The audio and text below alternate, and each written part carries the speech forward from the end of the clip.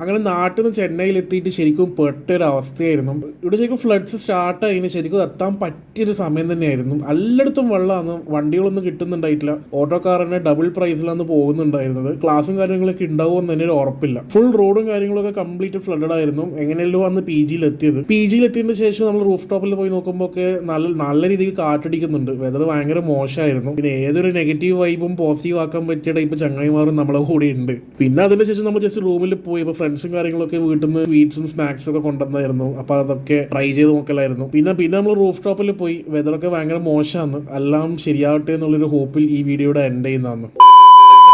അങ്ങനെ എല്ലാം ശരിയായിട്ടില്ല. ഈ ഒരു ഡേന്ന് ഏകദേശം 2 ആഴ്ച കോളേജ് ലീവായിരുന്നു. ചെന്നൈ ഫുൾ ഫ്ലഡഡ് ആയിരുന്നു. അതുകൊണ്ട് തന്നെ ഏകദേശം 2 ആഴ്ചയോളം നമുക്ക് കോളേജ് ഉണ്ടായിട്ടില്ല.